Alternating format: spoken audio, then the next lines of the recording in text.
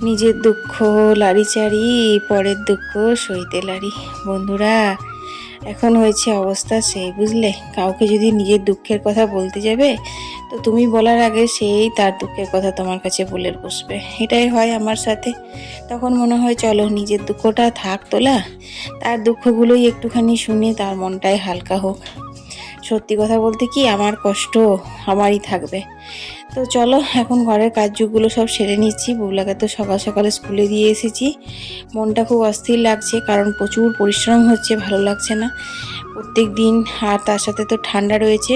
তো দেখো আজ একটা নতুন জিনিস, সেটা হচ্ছে আমাদের ট্যাঙ্কি পরিষ্কার হচ্ছে। তোমাদের কাছে নতুন নাও হতে পারে, কারণ আমি আজ প্রথমবার দেখলাম। তো যেটা আমার নিজের ভালো লাগে সেটাই আমি তোমাদের সাথে শেয়ার করি। তো ভাবলাম তোমাদের সাথেও শেয়ার করি। আমার মতো হয়তো এরকম অনেকজন থাকবে যারা দেখোনি। তো তারপর এখন আমি বুবলাকে স্কুল থেকে নিতে এসেছি। তো ওর আজকে নিয়ে পরীক্ষা শেষ হয়ে গেল, প্রি বোর্ডটা। তারপর এই দেখো এখানে গীতাঞ্জলি ধাবাতে দাঁড়িয়ে এখন খাওয়া হবে হচ্ছে সিঙ্গারা। তো তারপর ঘরে এসে বোথা শাক ভাজা, বিনস ভাজা করলাম, আর পাবদা মাছের ঝাল করেছিলাম। তাকেই তো বেড়াল হাজির পাবদা মাছের গন্ধতে। খেয়ে দিয়ে একটু শুলাম। সন্ধেবেলায় দেখি বুবলা রান্নাঘরে কি করছে না, বুবলা আজকে বানাচ্ছে স্পেশাল কস্তুরি কাশ্মীরি আলুর দম।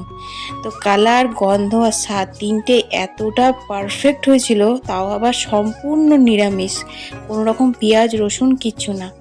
দারুণ খেতে হয়েছিল জানো তো বন্ধুরা।